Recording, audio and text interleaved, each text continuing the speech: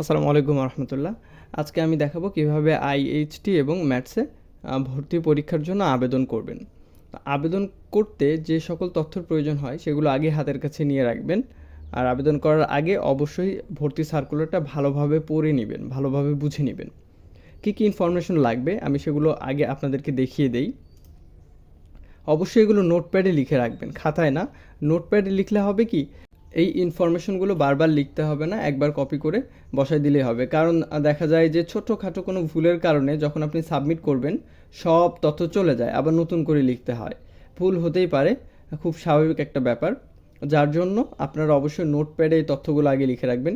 কি কি তথ্য লাগবে তার একটা লিস্ট আমি এখানে রেখেছি। এসএসসি পরীক্ষার রোল লাগবে, এসএসসি পরীক্ষার রেজিস্ট্রেশন নাম্বার লাগবে, এসএসসি পাশের সাল লাগবে, এসএসসি শিক্ষা বোর্ড লাগবে, কোন শিক্ষা বোর্ড থেকে আপনি এসএসসি পাস করেছেন। এরপরে যখন আপনি এই তথ্যগুলো দিবেন সেখানে, রোল, রেজিস্ট্রেশন, পাশের সাল, শিক্ষা বোর্ড, তখন অটোমেটিক অনেকগুলো তথ্য সেখানে চলে আসবে। ভর্তি কিছু তথ্য আসে না, সেগুলো আমি এখানে লিখেছি। যেমন আবেদনকারীর বাংলায় নামটা সেখানে আসে না, এখানে সুন্দর করে নির্ভুল বানানে বাংলায় নামটা লিখে নেবেন। আবেদনকারীর পিতার নামটা বাংলায় লিখে নেবেন, মাতার নাম বাংলায় লিখে নেবেন, সে কোন ধর্মের অনুসারী সেটা লিখে নেবেন। ন্যাশনাল আইডি কার্ড নাম্বারটা এখানে লিখে নেবেন। অনেকের হয়তো ন্যাশনাল আইডি কার্ড নাম্বার হয় নাই, তাদের ক্ষেত্রে শুধুমাত্র জন্ম নিবন্ধন নাম্বার হলেই চলবে। যাদের ন্যাশনাল আইডি কার্ড হয়েছে তারা ন্যাশনাল আইডি কার্ড নাম্বার এখানে দিতে পারেন। আর জন্ম নিবন্ধন বা বার্থ রেজিস্ট্রেশন নাম্বারটা এখানে দিবেন, ম্যারিটাল স্ট্যাটাসটা দিবেন এখানে, আর মোবাইল নাম্বারটা, ইমেইলটা লাগবে। আর যদি আপনার কোনো কোটা থাকে তাহলে কোটা পাওয়ার জন্য যে তথ্যগুলো লাগে সেই তথ্যগুলো হাতের কাছে রাখবেন, আর যদি না থাকে তাহলে তো প্রয়োজন নেই। আর আপনার যে স্থায়ী ঠিকানা এবং বর্তমান ঠিকানা আছে সেই ঠিকানাটা এখানে সুন্দরভাবে লিখে নেবেন। অবশ্যই ঠিকানাটা ইংরেজিতে লিখবেন। প্রথমেই ঠিকানার জায়গায় অভিভাবকের নামটা লিখে নেবেন। আর সেখানে কেয়ার অফ নামে একটা জায়গা দেখাবে, সেখানে অভিভাবকের নামটা লিখবেন। তারপর পাড়া, গ্রাম, ইউনিয়ন বা পৌরসভা বা ইউনিয়নের ওয়ার্ড নাম্বার বা সিটি কর্পোরেশনের ওয়ার্ড নাম্বার, জেলা, উপজেলা, পোস্ট অফিস এবং অবশ্যই পোস্ট কোড। এই ফর্মে এই জায়গাগুলো আলাদাভাবে কোড করাই আছে, যার কারণে অবশ্যই পোস্ট অফিস, পোস্ট কোড, উপজেলা বা পুলিশ স্টেশন এই নামগুলো অবশ্যই লাগবে। আমি যার আবেদন করিয়ে দিব তার ইনফরমেশনগুলো আগেই কালেক্ট করে সুন্দর করে লিখে রেখেছি। আবেদন শুরু করার আগে আর একটা গুরুত্বপূর্ণ জিনিস লাগবে, সেটা হচ্ছে যে আবেদনকারীর ছবি এবং আবেদনকারীর সিগনেচার। আবেদনকারীর ছবির একটা মাপ আছে, সেটা হচ্ছে অবশ্যই কালারফুল ছবি হইতে হবে। যে ব্যাকগ্রাউন্ড কালারফুল দিয়েছি এবং উনি যে শার্টটা পরে আছে ওইটাও মোটামুটি কালারফুল। কখনোই সাদা শার্ট পরে বা সাদা ব্যাকগ্রাউন্ডের ছবি এখানে দিবেন না, কারণ সাদা কালো ছবি অটোমেটিক ডিক্লাইন করে দেয়। এই জন্য কালারফুল ছবি সেখানে চেয়েছে। আর এটার মাপ হবে 300x300, অর্থাৎ এইদিকেও 300 হবে, এদিকেও 300 হবে। আর এটা কোনোভাবেই 100 কেবির উপরে সাইজ হওয়া যাবে না। যদি এই মাপগুলো ঠিক না থাকে তাহলে কিন্তু ওয়েবসাইটে এটা সাবমিট হবে না। আর এটা হচ্ছে সিগনেচার। সিগনেচারটা অবশ্যই সাদা কাগজে সিগনেচারটা করবেন, একটু ভালো পেন দিয়ে সিগনেচার করবেন যেন সুন্দরভাবে সিগনেচারটা উঠার পরে সুন্দর করে সেটা ছবি তুলবেন। আর সিগনেচারের কিন্তু একটা সাইজ আছে, সেই সাইজ অনুযায়ী বা রেশিও অনুযায়ী কিন্তু হতে হবে। আমি বলে দিচ্ছি রেশিওটা কেমন হবে।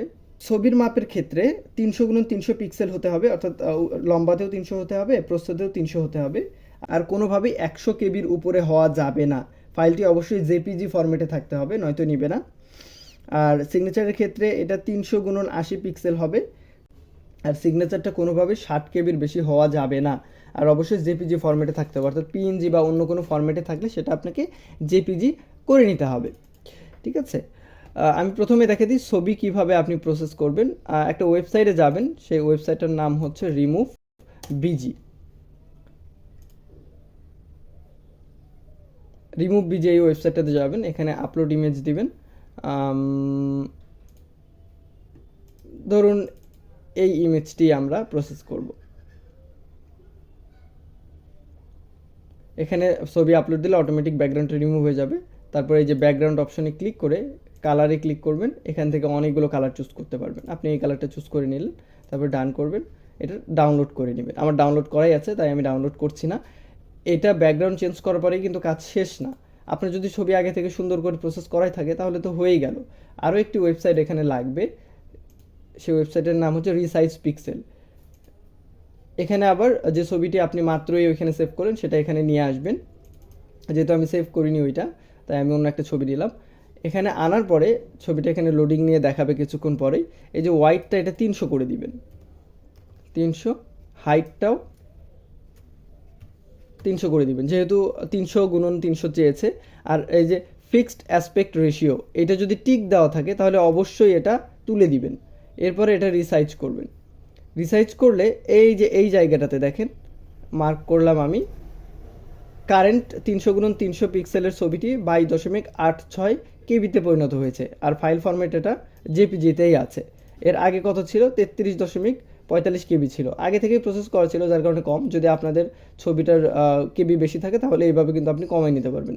রেশিও 300 করলে ইনশাআল্লাহ অটোমেটিক কেবি 100 নিচে চলে আসবে। এরপরে গো টু ডাউনলোডে যাবেন, তারপর ডাউনলোড ইমেজ দিবেন। এই যে এখানে ডাউনলোড ইমেজ অপশনটা আছে, তাহলে ছবিটা ইনশাল্লাহ কাজ করবে। অবশ্যই ব্যাকগ্রাউন্ড ভালোভাবে ঠিকঠাক করে নেবেন, ভালো একটা ছবি দেওয়ার চেষ্টা করবেন, কারণ এটাই কিন্তু আপনার অ্যাডমিট কার্ডে চলে আসবে এই ছবিটাই।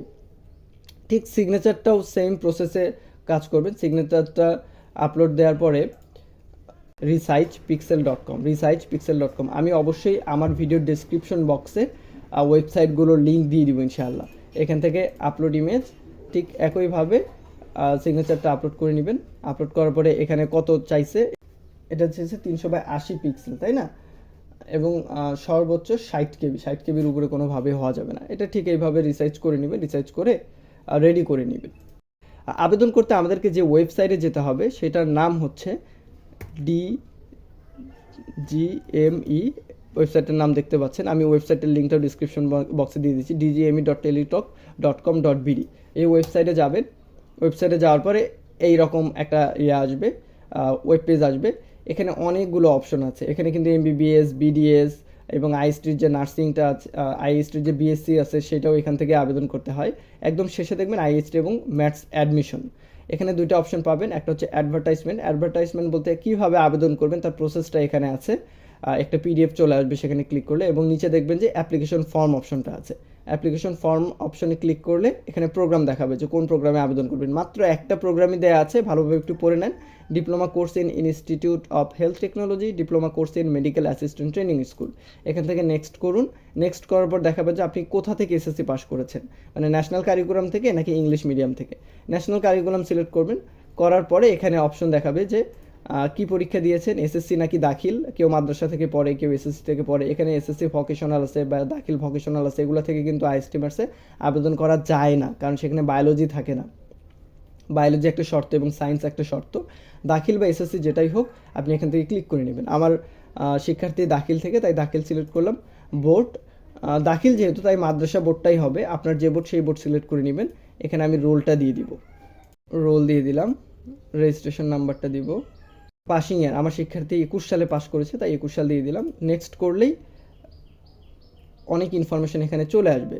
আপনি দেখতে পাচ্ছেন বেসিক ইনফরমেশনগুলো দেওয়া আছে, যেমন অ্যাপ্লিকেশনস নাম ওমর গনি শিহাব। এখন বাংলাতে নামটা কিন্তু দেয়া নেই। আমি আগেই কিন্তু একটা শিট দেখাইছি, একটা লিস্ট দেখাইছি কী কী আপনার ইনফরমেশন এখানে লিখে রাখা লাগতে পারে। এইভাবে লিখে নেবেন। এই কী কী লাগবে এটাও আমি ডিসক্রিপশন বক্সে দিয়ে দিচ্ছি, কোনো সমস্যা নেই। আমি তথ্য পূরণ করে এখানে হচ্ছে ঠিকানাটা দিতে হবে, এমডি সেলিম। আপনার যদি প্রেজেন্ট অ্যাড্রেস এবং পার্মানেন্ট অ্যাড্রেস সেম হয় তাহলে এখানে একটা ছোট্ট অপশন আছে, সেম অ্যাজ প্রেজেন্ট অ্যাড্রেস। এখানে ক্লিক করে দিলেই এই অপশনগুলো, এই তথ্যগুলো এই পাশে চলে আসবে। এরপরে একটা জায়গা দেখাবে যেটা আগে থেকে পূরণ করে, এটা আমরা প্রথমেই কিন্তু পূরণ করে দিয়েছি। আচ্ছা, তারপরে আমরা সবচাইতে গুরুত্বপূর্ণ একটা বিষয়, সেটা হচ্ছে সাবজেক্টগুলো আমরা কিভাবে চয়েস করব। এটা অনেক কিছুর উপর নির্ভর করে। যদি আপনার স্টুডেন্টের রেজাল্ট খারাপ হয় তাহলে আপনি চেষ্টা করবেন নতুন কলেজগুলো আগে দেওয়ার, তাহলে চান্স আসার সম্ভাবনাটা একটু বেশি থাকে। আর পুরাতন কলেজগুলোতে কম্পিটিশন একটু বেশি থাকে, ডিপার্টমেন্ট বেশি থাকে, যার কারণে 3 পয়েন্ট বা 3.50 বা 4 পয়েন্ট, এই পয়েন্টগুলো নিয়ে সেখানে কম্পিটিশন করা একটু কঠিন হয়। আমার স্টুডেন্টের পয়েন্ট যেহেতু কম এবং ও শুধুমাত্র ডেন্টালেই পড়তে চায়, তা এবং ওর প্রথম চয়েস চট্টগ্রাম ডেন্টাল, এই কারণে আমি প্রথমে চট্টগ্রামের ডেন্টালটা দিয়ে নিব। চট্টগ্রাম আইএসটি ডেন্টাল এটা দিয়ে নিলাম। দিয়ে নেওয়ার পরে আমি সহজ সবচাইতে চান্স পাওয়া কোথায় হতে পারে এই পয়েন্ট নিয়ে, সেটা অবশ্যই জামালপুর যতগুলো কলেজে ডেন্টাল আছে তার মধ্যে জামালপুরটা তুলনামূলক নতুন। জামালপুরের ডেন্টিস্ট্রিটা দিয়ে নিব। এরপরে নিচ থেকে দেয়া শুরু করব। যতগুলো ডেন্টাল আছে তার মধ্যে সবচাইতে নতুন ক্যাম্পাস কোনটা, যদিও নতুন ক্যাম্পাসগুলো 8-10 বছর বয়স হয়ে গেছে, তুলনামূলক নতুন আর কি। এরপরে আসবে জামালপুরে আগে সিলেট ডেন্টিস্ট্রি আসবে, সিলেটের পরে আসবে ঝিনাইদহ ডেন্টিস্ট্রি। লিস্ট কিন্তু পুরাতন নতুন ক্রমানুসারে দেওয়া আছে, প্রথম দিকের ক্যাম্পাসগুলো একদম পুরাতন এবং যত নিজ দিকে যাবেন ক্যাম্পাস তুলনাভাবে নতুন হইতে থাকবে। রংপুর আইএসটি ডেন্টিস্ট্রি দিব, তারপরে দিব হচ্ছে বরিশাল আইএইচটি ডেন্টিস্ট্রি, তারপরে দিব চট্টগ্রাম আইএইচটি ডেন্টিস্ট্রি তো দিয়ে ফেলেছি, তারপরে দিব বগুড়া আইএইচটি ডেন্টিস্ট্রি, এরপরে রাজশাহী আইএইচটি ডেন্টিস্ট্রি, এরপরে ঢাকা আইএইচটি ডেন্টিস্ট্রি। মোট 9টি ইনস্টিটিউট অফ হেলথ টেকনোলজিতে ডেন্টিস্ট্রি ডিপার্টমেন্ট রয়েছে, আমরা 9টি সিলেক্ট করে ফেলেছি। আমার স্টুডেন্টের প্রথম চয়েস চট্টগ্রাম, তাই প্রথমে চট্টগ্রামই দিয়েছি এবং তারপরে দিয়েছি সবচাইতে সহজে চান্স পাওয়া যেতে পারে এই পয়েন্ট নিয়ে কোন আইএইচটিতে, যেহেতু পয়েন্ট একটু কম, যার কারণে আমি জামালপুর দিয়েছি। জামালপুর তুলনামূলক নতুন ক্যাম্পাস অন্যান্য ক্যাম্পাসের তুলনায়। তারপরে নতুনের ক্রমানুসারে একটা করে দিতে থেকেছি। ঢাকা সবচাইতে পুরাতন, তাই ঢাকা সবার শেষে দিয়েছি। এরপরে ওর আর কোনো চয়েস নেই, ও ডেন্টালেই পড়তে চায়। এরপরেও আমাদেরকে চয়েস দিতে হবে, মোট 98টা চয়েস দিতে হবে আপনাকে, সবগুলো কলেজের সবগুলো ডিপার্টমেন্টই চয়েস করতে হবে। আর যেহেতু বাকি ডিপার্টমেন্টকে পড়বে না, তারপরেও দিতে হবে, তাই তুলনামূলক ভালো ডিপার্টমেন্ট দিয়েই আমি শুরু করব এবং অবশ্যই সবচাইতে নতুন ক্যাম্পাস দিয়ে শুরু করব। তাই একদম নিচে চলে যাব। ওর ম্যাথস কোনোভাবে ওর চয়েস না, তাই আমরা ম্যাথস এখন দিব না। আমরা ফিজিওথেরাপি দিয়ে শুরু করতে পারি, কারণ ও যেহেতু ডেন্টিস্ট্রিতে পড়তে চায়, তার মানে ও নিশ্চয়ই চেম্বার করতে চায়। ফিজিওথেরাপি থেকেও কিন্তু চেম্বার করা যেতে পারে। তাহলে ফিজিওথেরাপি কই থেকে শুরু হয়েছে আমরা একটু খুঁজে বের করি। সিলেট থেকে আমরা দেখতে পাচ্ছি ফিজিওথেরাপি শুরু হয়েছে নতুন ক্যাম্পাসগুলোর মধ্যে। যদিও সিলেট আসলে নতুন ক্যাম্পাস আর নাই, প্রায় 8-10 বছর বা তারও বেশি হয়ে গেছে সিলেট ক্যাম্পাসের বয়স। সিলেট আইএইচটি ফিজিওথেরাপি দিয়ে আমরা শুরু করলাম। এরপরে ঝিনাইদহ আইএইচটি ফিজিওথেরাপি আমরা দেখতে পাচ্ছি। এরপরে রংপুর আইএইচটিতে ফিজিওথেরাপি আমরা দেখতে পাচ্ছি। ফিজিওথেরাপি পূরণ করার সময় খুবই সাবধান থাকতে হবে, আমরা যেন ভুলেও রেডিওথেরাপি পূরণ করে না দিই। রেডিওথেরাপিতে আমি কাউকেই পড়তে বলি না। তারপরে আমরা বরিশাল আইএইচটি ফিজিওথেরাপিটা দিতে পারি। এরপরে চট্টগ্রাম আইএইচটি ফিজিওথেরাপিটা দেওয়া যেতে পারে। এরপরে বগুড়া আইএইচটি ফিজিওথেরাপি, এরপরে রাজশাহী আইএইচটি ফিজিওথেরাপি, এরপরে ঢাকা আইএইচটি ফিজিওথেরাপি। 17টা চয়েস হয়ে গেছে 98টার মধ্যে, সবগুলোই দিতে হবে। এরপরে আমরা ল্যাব সিলেক্ট করি, ঠিক আছে। তো একদম নিচে চলে যাই, শিবচর মাদারীপুর, এটা সবচাইতে নতুন ক্যাম্পাস, এরপরে আর কোনো ক্যাম্পাস হয় নাই, এটাই থেকে ল্যাবরেটরি দিয়ে শুরু করি। এরপরে ময়মনসিংহ ল্যাবরেটরি শুরু করি, তারপরে কুড়িগ্রাম ল্যাবরেটরি, সিরিয়াল অনুযায়ী যেতে থাকবো আমরা। Naogaon laboratory, Noakhali laboratory, Munshiganj laboratory, এরপর Manikganj laboratory, Madaripur laboratory, Joypurhat laboratory, Kashiani Gopalganj laboratory, Gazipur laboratory, Tungipara Gopalganj laboratory, Jamalpur laboratory, এরপরে Satkhira laboratory, Sirajganj laboratory, Sylhet laboratory, Jhenaidah laboratory, Rangpur laboratory, Barishal laboratory, Chattogram laboratory, Bogura laboratory, এরপর রাজশাহী ল্যাবরেটরি, এরপর ঢাকা ল্যাবরেটরি। ঢাকাটা সবার শেষে দিচ্ছি, কারণ এখানে চান্স পেতে একটু ভালো পয়েন্ট লাগবে তুলনামূলক।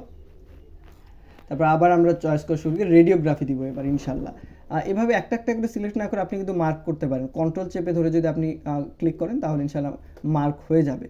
তাহলে রেডিওগ্রাফিগুলো সিলেক্ট করে রেডিওগ্রাফি খুবই সাবধানে করবেন। তবে এই ক্ষেত্রে একটা প্রবলেম আছে, আপনি যখন এটা এই পাশে ডান পাশে ইনপুট দিবেন চয়েস সিকোয়েন্সে, তখন আপনি যেভাবে সিলেক্ট করছেন সেই ক্রম অনুযায়ী আসবে না, তাই আমরা এইভাবে না দিই, শুধু দেখাই দিলাম। মাদারীপুর, ময়মনসিংহ, কুড়িগ্রাম, নওগাঁ, নোয়াখালী, মুন্সিগঞ্জ, মানিকগঞ্জ, মাদারীপুর, তারপরে সব ফার্মেসি চলে আসছে এখানে অবশ্য, জামালপুর, সাতক্ষীরা রেডিওগ্রাফি, সিলেট রেডিওগ্রাফি। এখন একটু সাবধানে থাকবেন, কারণ এখন যে ক্যাম্পাসগুলো আছে উপরের দিকে পুরাতন ক্যাম্পাসগুলোতে মোটামুটি রেডিওথেরাপি আছে। রেডিওথেরাপি আমরা যেন এখন দিয়ে না ফেলি। রেডিওগ্রাফি, রেডিওগ্রাফি রেডিওগ্রাফি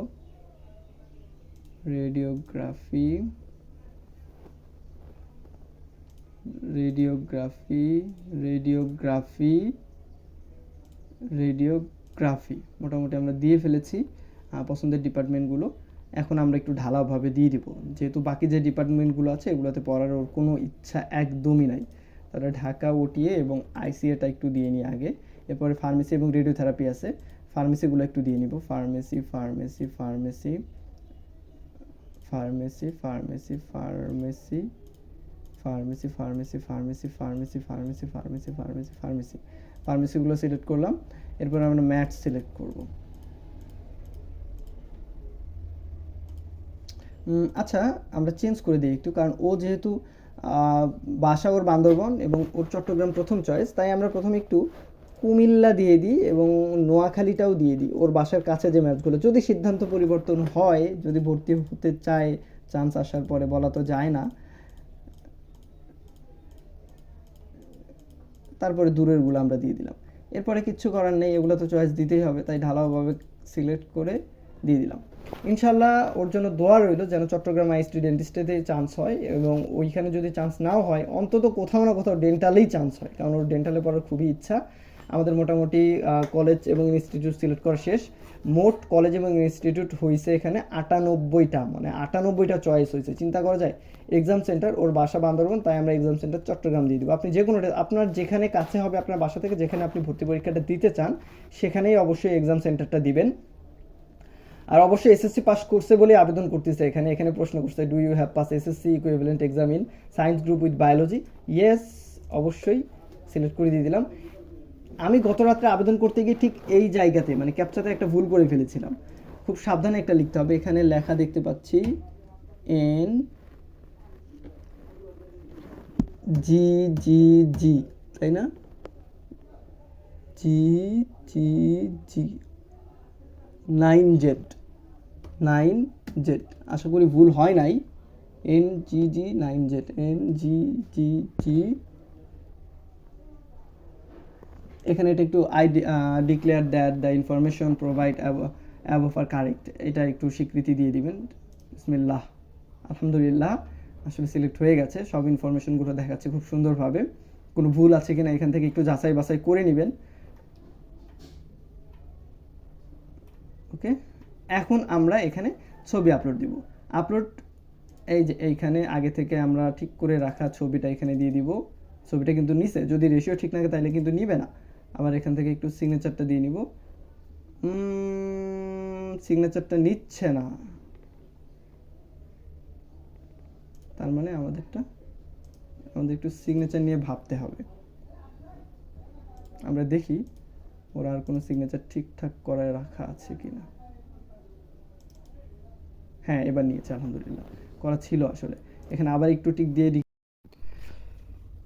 এইভাবে বিস্তারিত তথ্য ফর্মে পূরণ করার পর সাবমিট করে দিবেন। সাবমিট করার পর এখন যে ওয়েব পেজটা দেখতে পাচ্ছেন এটা আসবে, তার মানে আপনার আবেদন প্রক্রিয়াটি কিন্তু হয়ে গেছে। শুধুমাত্র টাকা জমা দিলেই পরিপূর্ণ কাজ শেষ হবে। অ্যাপ্লিকেশন কপির ডান পাশে আনপেইড লেখা দেখতে পাচ্ছেন, ভয় পাবেন না, এখনও টাকা দেননি যার কারণে আনপেইড। এটা আপনি ডাউনলোড করে রাখতে পারেন, অথবা এর পরবর্তীতে টাকা দেওয়ার পরেও কিন্তু ডাউনলোড করার একটা অপশন আছে। আর কিভাবে এসএমএস দিবেন টাকা কেটে নেওয়ার জন্য, এই ব্যাপারগুলো ভর্তি সার্কুলারেও আছে, এবং বর্তমান যে ওয়েব পেজটি দেখতে পাচ্ছেন একদম নিচে কিন্তু নিয়মগুলো দেয়া আছে। কিভাবে এসএমএস লিখবেন, এসএমএসে তারা কি রিপ্লাই দিবে এবং কিভাবে কত টাকা কেটে নিবে, এই ব্যাপারগুলো আমি স্ক্রিনশট দিয়ে বিস্তারিত লিখে আমি গুগল ড্রাইভে আপলোড দিয়ে দিচ্ছি, এবং গুগল ড্রাইভের লিঙ্কটা এই ভিডিও ডেসক্রিপশন বক্সে দিয়ে দিচ্ছি। আশা করি ক্লিয়ার হতে পারবেন। এরপরেও যদি কোনো প্রশ্ন থাকে প্লিজ আমাদের যে হোয়াটসঅ্যাপ নাম্বারটা আছে সেখানে মেসেজ করবেন, দয়া করে কেউ কল করবেন না, কারণ প্রচুর কল আসে প্রতিদিন। কাজের মধ্যে এত কল রিসিভ করা আসলে সম্ভব হয় না। হোয়াটসঅ্যাপ করলে আমি যখন ফ্রি থাকবো তখন ইনশাল্লাহ আপনার মেসেজের রিপ্লাই অবশ্যই দেওয়ার চেষ্টা করব। আশা করি খুব ইজিলি আবেদনটা করতে পারবেন। আর দুইটা রিমাইন্ডার দিয়ে দিই, সেটা হচ্ছে ইমেজ এর ক্ষেত্রে একটা হচ্ছে আপনার ছবি আর একটা হচ্ছে আপনার সিগনেচার। আমি অনেকবার চেষ্টা করেছি এইগুলো দেওয়ার জন্য, বারবার আমাকে বলেছে সাদা কালো ছবি ব্যবহার করতেছি, ছবিগুলো বারবার চেঞ্জ করে দিয়েছি। অবশ্যই নীল ব্যাকগ্রাউন্ডের ছবি ব্যবহার করবেন, আর কালারফুল শার্টের, আর ইমেজ সাইজটা আমি যেভাবে দেখিয়েছি বা আপনি যেভাবে পারেন সেইভাবে এরা যে সাইজটা চেয়েছে সেই সাইজে নিয়ে আসবেন। সিগনেচারের ক্ষেত্রেও তাই, সিগনেচারের ব্যাকগ্রাউন্ডটা আমি চেঞ্জ করে দেখিয়েছিলাম, কিন্তু ব্যাকগ্রাউন্ড চেঞ্জ করলে সিগনেচার এরা নেয় না এই ওয়েবসাইটে। তাই সিগনেচারের ব্যাকগ্রাউন্ডটা আপনি প্লিজ চেঞ্জ করবেন না। আমার এখানে যে সিগনেচারটা দেখতে পাচ্ছেন এটার ব্যাকগ্রাউন্ড কিন্তু একটু কালো কালো, আমি কিন্তু চেঞ্জ করি নাই পরে, অমনি জাস্ট রিসাইজ করে আপলোড দিয়েছি।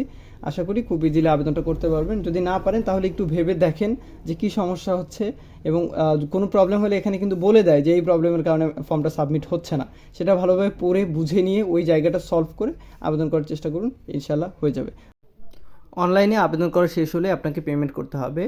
পেমেন্ট করার ক্ষেত্রে আপনাকে আপনার ফোনের মেসেজ অপশনে গিয়ে টাইপ করতে হবে IHTM স্পেস, আবেদনের সময় আপনি যে ইউজার আইডিটা পেয়েছেন সেই ইউজার আইডি, আমি কিছুক্ষণ পর ইউজার আইডির একটা স্ক্রিনশট ভিডিওতে দেখাচ্ছি। তাহলে কি লিখতে হবে, IHTM স্পেস ইউজার আইডি লিখে পাঠাতে হবে 16222 নাম্বারে। অবশ্যই সেটি প্রিপেইড টেলিটক নাম্বার হতে হবে এবং সেই টেলিটক নাম্বারে রিচার্জ করা থাকতে হবে 700 টাকা। বিকাশ বিকাশ বা নগদে না, কিন্তু অবশ্যই রিচার্জ করা থাকতে হবে এবং অবশ্যই টেলিটক নাম্বার হতে হবে। SMS দেওয়ার কিছুক্ষণ পরে আপনার একটা রিপ্লাই আসবে। রিপ্লাইটি কী লেখা থাকবে সেটা তো আপনি দেখতেই পাচ্ছেন। রিপ্লাইতে আপনি একটি পিন পাবেন, সেই পিন দিয়ে আবার আপনাকে রিপ্লাই করতে হবে IHTM space yes space pin number. এইভাবে আবার সেম নাম্বারে যখন মেসেজটি সেন্ড করবেন তখন আপনাকে কনগ্রেটস লিখে একটা SMS দেওয়া হবে এবং আপনার অ্যাকাউন্ট থেকে 700 টাকা সঙ্গে সঙ্গে কেটে নেওয়া হবে। এইভাবেই মূলত পেমেন্ট করতে হয়। অবশ্যই মনে রাখবেন টেলিটক, প্রিপেইড সিম এবং 700 টাকা রিচার্জকৃত অবস্থায় থাকতে হবে এবং এই SMS-এর মাধ্যমে আপনাকে পেমেন্ট করতে হবে। এই পেমেন্টটি সম্পূর্ণ হওয়ার সঙ্গে সঙ্গে আপনার IHT এবং ম্যাথস ভর্তি পরীক্ষায় আবেদন করাটি সম্পূর্ণ হলো। আবেদনপত্রটি অনলাইনে পূরণ করার পর আপনি যে ইউজার আইডিটা পেয়েছেন সেই ইউজার আইডিটা দেখতে ঠিক এই জায়গাটাতে থাকবে। এখান থেকে ইউজার আইডিটা কপি করে আপনি সুন্দরভাবে যেভাবে পদ্ধতিটা দেখালাম সেভাবে মেসেজ লিখে দিবেন। শেষ কথা, আবেদন করার আগে অবশ্যই আবেদনের যে সার্কুলারটা সরকার কর্তৃক, সেই সার্কুলারটা খুব ভালোভাবে পড়ে বুঝে শুনে তারপর আবেদন করবেন এবং সাবধানতার সাথে আমার দেখানো পদ্ধতিতে সাবজেক্ট সিলেক্ট করবেন আপনি যে সাবজেক্টটি পছন্দ করেন।